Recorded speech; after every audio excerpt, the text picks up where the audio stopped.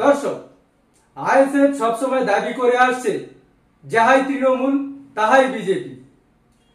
মমতার মন্ত্রী উদয়ন গুহ গতকাল তিনি বলেছেন তৃণমূলে ভোট দেওয়ার কোনো দরকার নেই, বিজেপিতে ভোট দিন।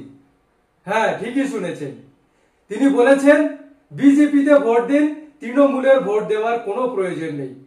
তাহলে কি 26 বিধানসভার এই তৃণমূলের সরকার পড়ছে? দেখুন বিস্তারিত ভিডিও।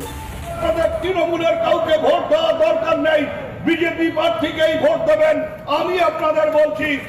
আমরা কথা বলে নেব উত্তর 24 পরগনা রাজ্য সম্পাদক এবং বাদুড়িয়া বিধানসভার অবজারভার কুতুবউদ্দিন ফাতেহির সহিত। তিনি ঠিক কি বলেছেন দেখুন বিস্তারিত।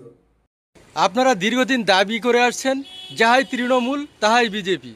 ইতিপূর্বে মুকুল রায়, মদন মিত্র, এবার রাজ্যের মন্ত্রী উদয়ন গুহ তিনি প্রকাশ্য ভরামঞ্চে দাবি করেছেন তৃণমূলে ভোট দেওয়ার দরকার নেই, বিজেপিতে ভোট দেন, আমি দায়িত্ব নিয়ে বলছি। কি বলবেন এ বিষয়ে? এরা তো তলে তলে সব সেটিং, দুই একটা পরিষ্কার হয়ে যাচ্ছে, বাকিগুলো এখনো চুপচাপ আছে। তৃণমূল আর বিজেপিকে আলাদা চোখে যারা দেখছে তারাই অত্যন্ত ভুল করছে। কেন, তৃণমূলও যা বিজেপিও তাই, এটা আমরা বহুদিন ধরে বলে আসছি। 21 সালে বিধানসভার ভোটেও বলেছিলাম, আজকেও বলছি। আগামী দিন 26-এ যে নির্বাচন, এই নির্বাচনে পরিষ্কার হয়ে যাবে বিজেপির হাতে রাজ্যটাকে তুলে দেবে দিদিমণি, সেটা পরিষ্কার। আজকের উদয়ন গুহ বলছে, বাকিগুলো চুপি চুপি বলছে, এ প্রকাশ্য মাইকে বলেছে। বাকি যারা আছে তারা দিনের আলোর মতো পরিষ্কার, তারা গায়ে হাত বুলিয়ে বলছে। কেন, এই তৃণমূল দলটাই তো আর থাকবে না, এদের ঝান্ডা ধরার লোকই আর থাকবে না। এরা আগামী দিন গড়ে যে সব বিজেপি হয়ে যাবে, এটা পরিষ্কার।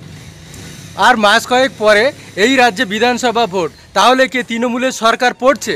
এমনটা ভেবে নিয়ে কি আগে ভাগে বিজেপিকে ভোট দেওয়ার কথা বলছে? দেখুন, এই কথা আমরা অনেক আগে থেকেই বলছি, তৃণমূল দলটাই থাকবে না, বিজেপিতে কনভার্ট হবে, এটা পরিষ্কার এই উদয়ন গুহর বক্তব্যে। কেন, উদয়ন গুহ হচ্ছেন রাজ্যের একজন দায়িত্বশীল মন্ত্রী, অতএব তার মুখে এই ধরনের কথা মানে আপনি বুঝতে পারছেন না যাচ্ছে কোথায়।